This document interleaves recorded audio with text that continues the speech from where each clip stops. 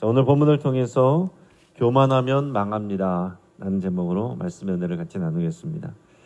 여러분, 우리는 성경에서 그 시작이 좋았으나 갑작스럽게 또 추락하게 되는 그런 이야기들을 자주 접하게 됩니다.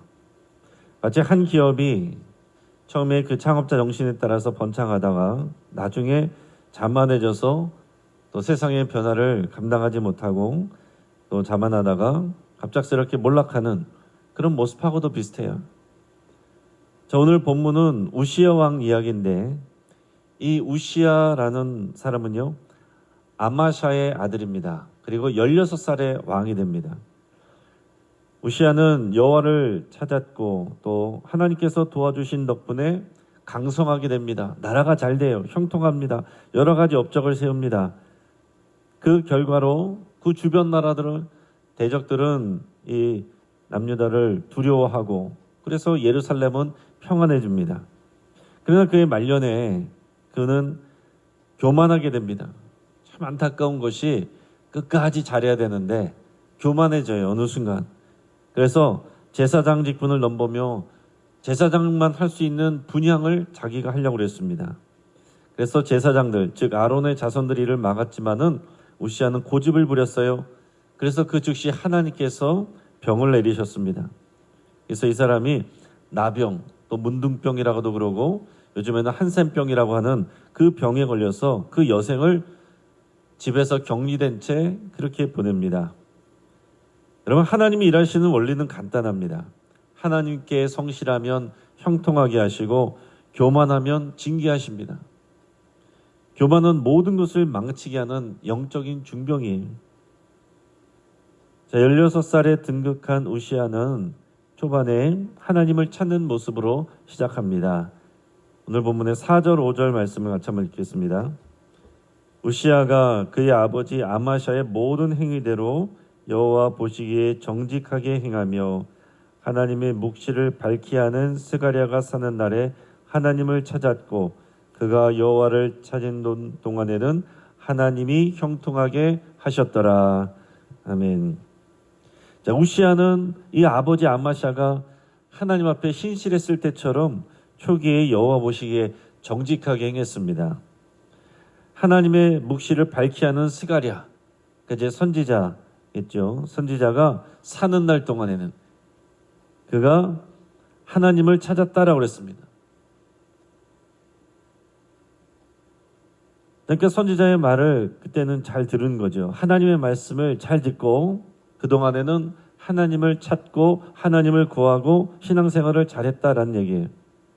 여호와를 찾았다라는 표현은 단순히 신앙생활만 잘했다는 그런 표현을 넘어서서 삶의 모든 영역에서 그의 왕으로서 통치하는 모든 일 가운데 하나님의 말씀, 그 율법의 가르침에 그대로 따랐다, 순종했다라는 것을 말합니다.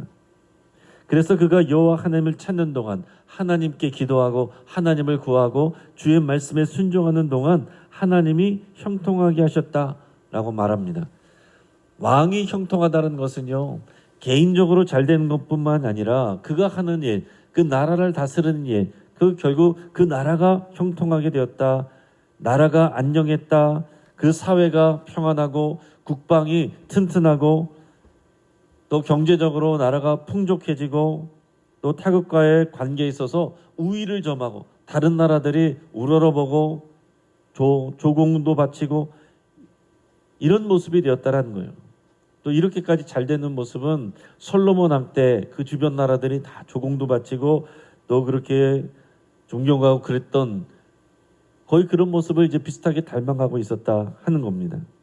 자, 이렇게 하나님께서는 복을 주시면 전방위적으로 주십니다. 그리고 지도자의 그 영적인 태도가 이렇게 중요한 거예요.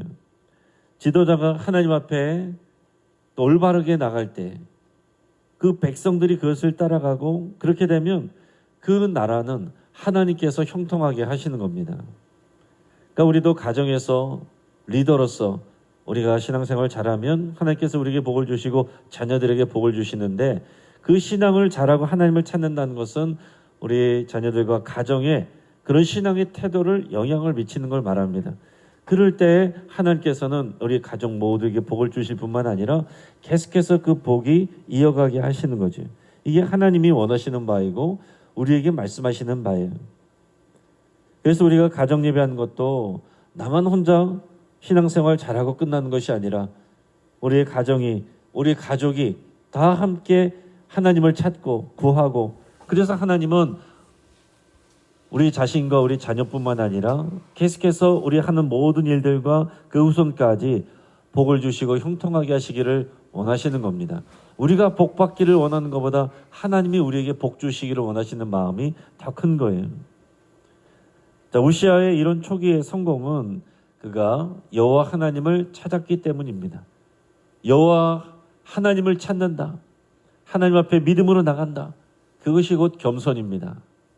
여러분, 우리가 제가 뭐 했나요? 그냥 우리가 겸손하게 우리가 말한다, 그런 예의적인 겸손이 아니라 하나님을 경외하고 하나님을 찾고 하나님의 말씀에 순종하는 게 우리 영적인 겸손이, 이게 너무나도 중요한 것입니다. 그래서 지난주 말씀에서도 오늘 사랑을 말씀하실 때, 사랑은 뭐라고 그랬습니까? 오래 참는 것이고, 사랑은 겸손한 것이다, 그리고 사랑은 진리를 구하는 것이다 그랬습니다.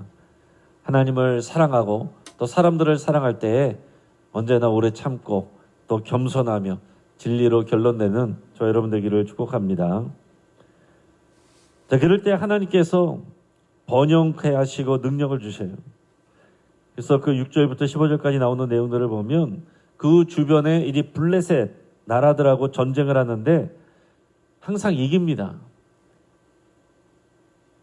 그래서 그 내용들을 보면 그 블레셋의 영토 안에 있는 이 가드의 성벽, 아분의 성벽, 아스돗 성벽을 허물었다, 이렇게 기록하고 있어요. 그 블레셋의 도시들을 말합니다. 그 도시의 성벽들을 허물었다는 거예요. 그리고 그들의 도시인 아스돗 땅과 주변에 성읍들을 건축했다, 이렇게 표현하고 있어요.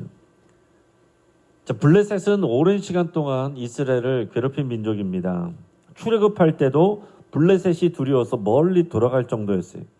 블레셋은 해양 민족이고 가깝게 있어서 항상 괴롭혔는데, 이 사사시대 때도 끊임없이 괴롭히던 민족이 블레셋이에요. 그런데 오늘 이 우시아 왕 때는 이 블레셋을 이기고 또 그곳에 성읍들을 건축했다, 이렇게 말하고 있습니다. 이게 엄청난 하나님이 주신 형통이죠.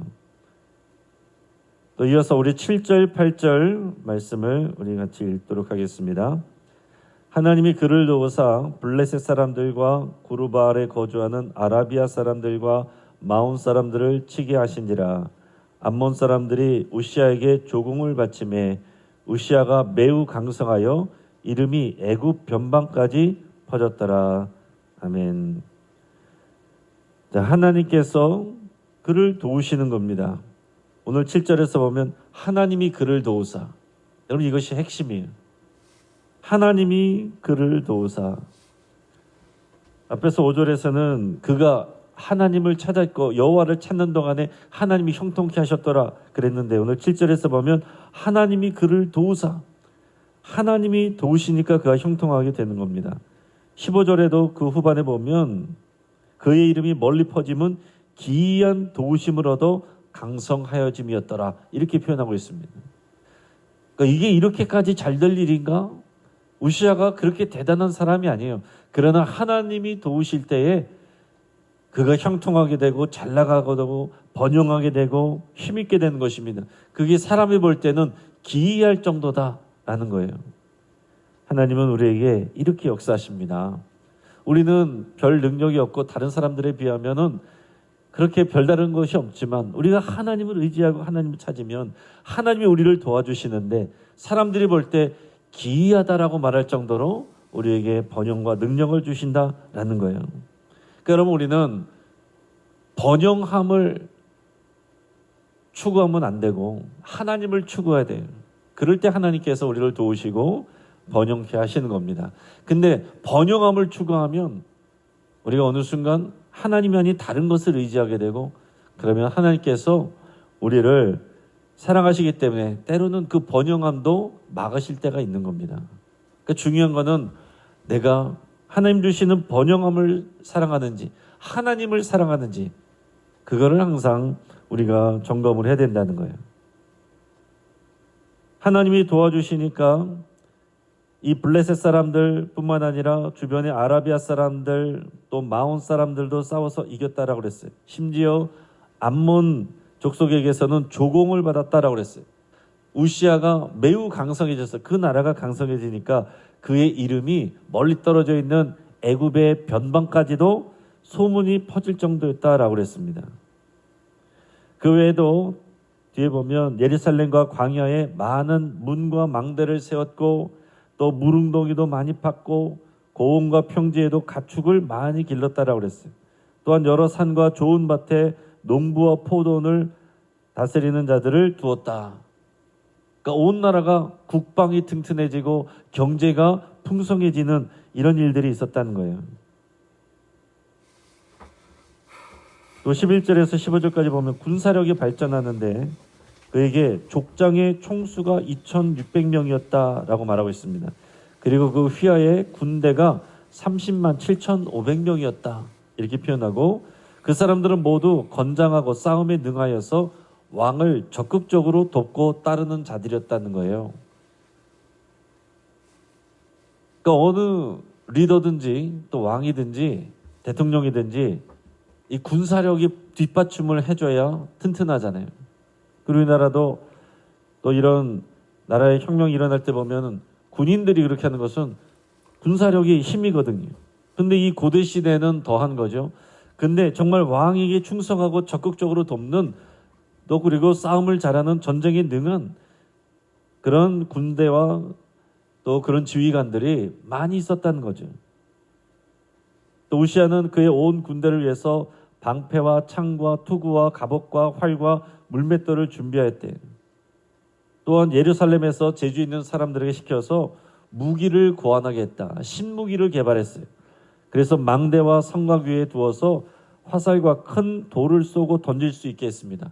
우리가 고대 영화 같은 데 보면 이렇게 성벽 위에서 뭐 이렇게 큰 돌을 막 집어 던지는 그런 기계로 전쟁하는 모습들이 있지 않습니까? 그런 것들을 고안해서 만들어서 배치했다라고 했습니다. 그러니까 그의 이름이 온 주변 사방에 널리 퍼졌어요. 자, 이처럼 하나님께 순종하면 하나님이 복을 주시는데 어느 특정한 부분만 주시는 것이 아니라 전방위적으로 다 복을 주십니다. 이게 하나님의 약속이에요.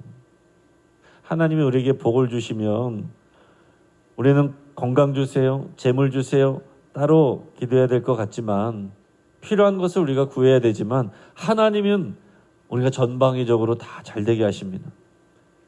몸도 건강하게 하실 뿐만 아니라 관계적으로 잘되게 하시고 사회적으로 하는 일도 잘되게 하시고 또 관계도 좋게 하시고 사람들에게도 존경받게 하시고 인정받게 하시고 이게 하나님이 우리에게 복을 주실 때 그런 하나님의 마음이에요.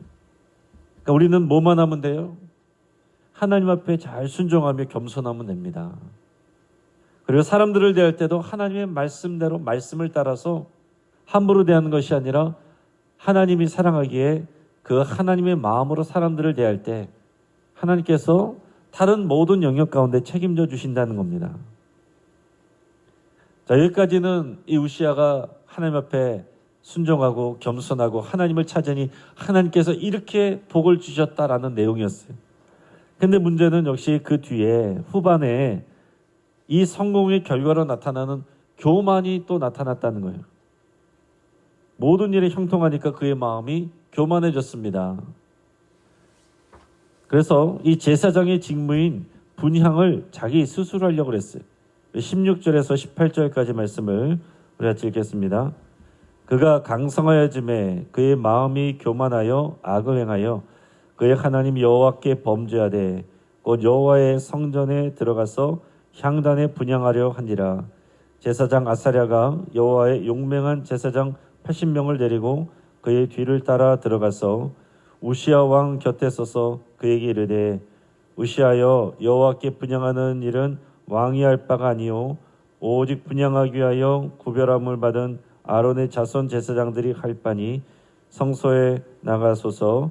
왕이 범죄했으니 하나님 여호와에게서 영광을 얻지 못하리이다. 아멘. 자, 제사장 제도는 하나님께서 세우신 구별된 질서입니다. 물론 그 나라에서는 왕이 높지만, 직분이 높지만 제사장이 하는 일을 왕이 함부로 할 수가 없어요. 이건 하나님이 정하신 겁니다. 그게 영적인 질서예요. 자, 분향한다는 것은 그 성전에 성전뜰이 있고 그 안에 성소에 들어가고 성소의 안에 있는 그 지성소 앞에 있는 분향단입니다. 제사장이 하는 일들의 매일 하는 일은 이 분향단에 향을 피우는 거예요.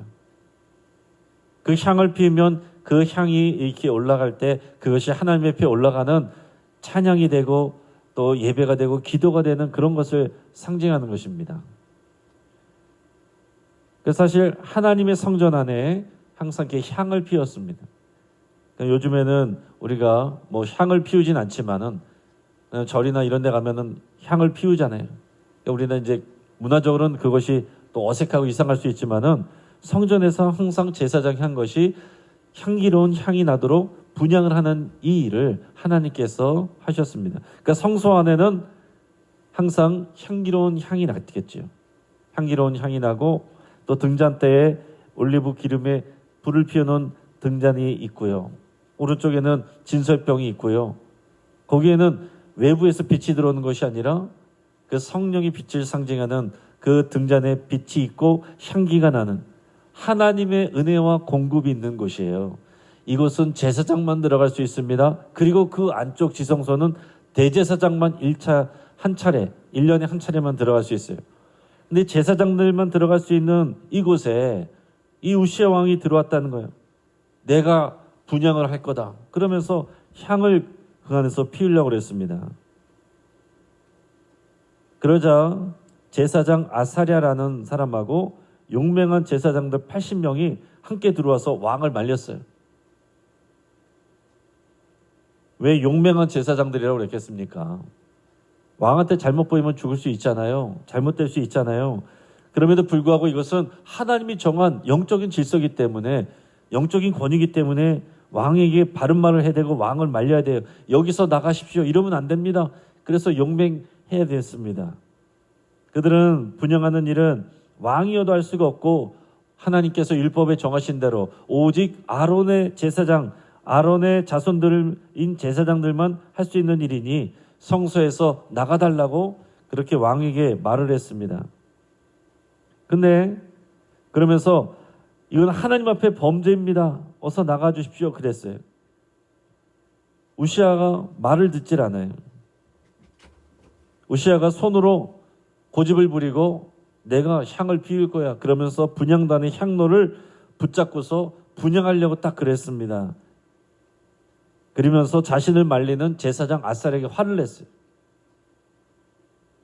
그러자 향단 옆에 있는 제사장들이 보는 앞에서 갑자기 그의 이마에 나병이 발생했습니다.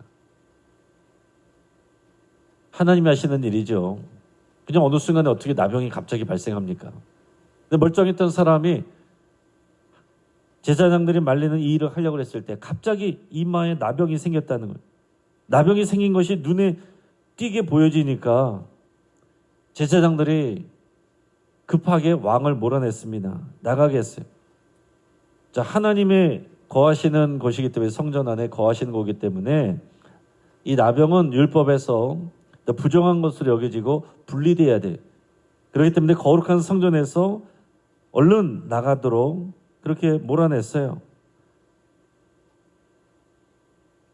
그리고서 성경에 보면 하나님께서 그 왕에게도 뭔지는 모르지만은 그 왕이 느낄 때도 자기가 뭔가 몸이 이상하구나 하는 것을 느낄 정도로, 아, 내가 정말 하나님이 나를 치시는구나 하는 것을 느낄 정도로 이상이 있어서 급하게 성전에서 뛰쳐나옵니다. 근데 온 몸에 이제 나병이 퍼져버려요. 그러니까 왕궁에도 있을 수가 없습니다. 나병 환자는 일반 사람들하고도 분리해야 되기 때문에 별도의 궁, 별궁에 따로 격리돼서 죽을 때까지 그렇게 지낸 거예요. 그리고 나라를 다스릴 수 없으니까 그 아들 요담이 대신 백성을 다스리겠습니다. 그리고 죽어서도 왕실에 묻히지 못하고요. 그 옆에 장사됐습니다. 나병 환자로 죽었기 때문에 왕들이 들어가는 왕실에도 못 들어가는 거예요. 이렇게 하나님께서 정하신 그 경계와 직분을 사람이 멋대로 넘을 때에 그가 누리던 축복은 즉각적으로 도전받을 뿐 아니라 모두 이룰 수 있습니다. 앞에서 아사 왕이 발병 났잖아요. 그래서 제가 아사 발병 그랬는데 우시아는 나병이에요. 아사 발병, 우시아 나병.